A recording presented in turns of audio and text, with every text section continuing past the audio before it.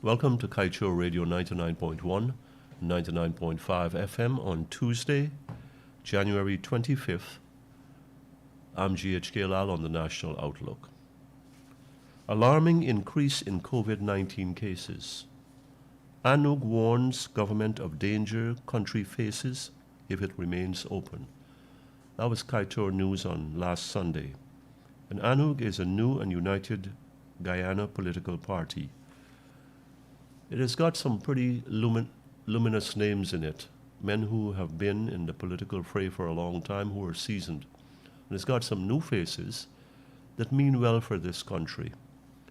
And if Anug is lending its voice to this call for a COVID revisit, then I think that is a good thing, and the government should listen. Smaller people and smaller fry like me have come out and said that the government is not handling this right. And it's clear that the government has sort of distanced from its obligations to the citizens of this country. We have now today, in late January, this Omicron variant. And there's something alarming about it. Children are getting infected. Children are dying. We've had a 9-year-old and a 4-year-old and a 6-month-old and a 4-month-old, among others. And that's recently. This is taking on a new dimension. Before, in the early stages of the virus, when it was a mystery, more of a mystery, and we didn't know where to begin, we being the World Health Organization and global health authorities, didn't know where to begin.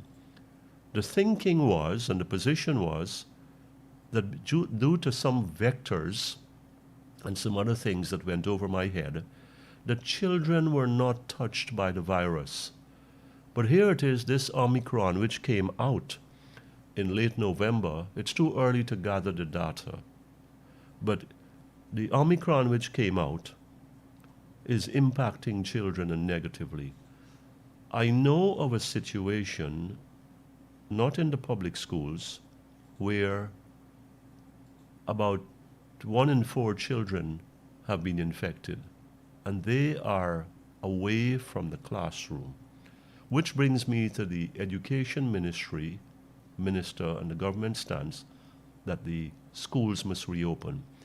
Anug said we must not be open for business as usual, and I agree. The private sector is doing well because of government COVID policy. Citizens, in the meantime, are unwell.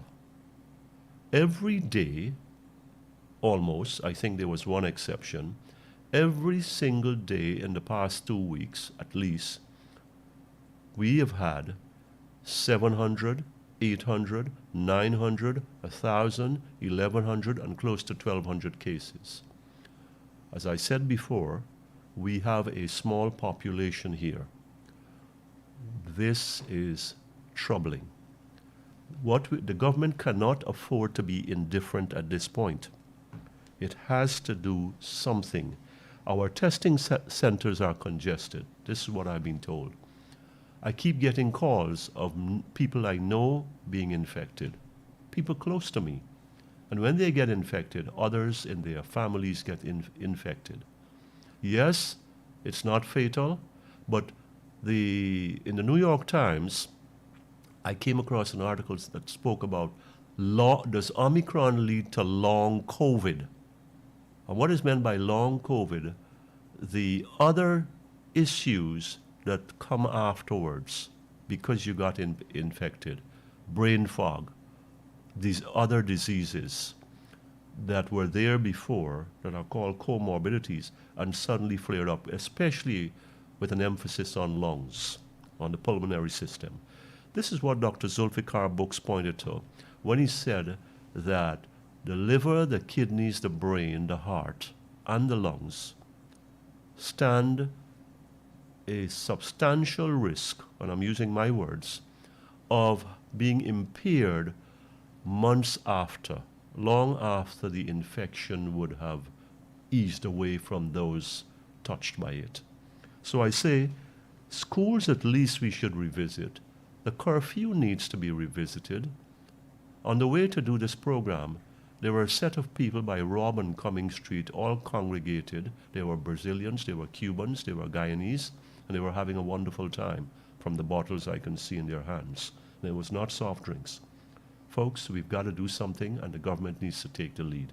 We need to be safe. You do your part, get vaccinated, get your booster, isolate as much as you can. I'm GHK Lal on Kaieteur Radio 99.1 and 99.5 FM. Thank you for listening to the National Outlook.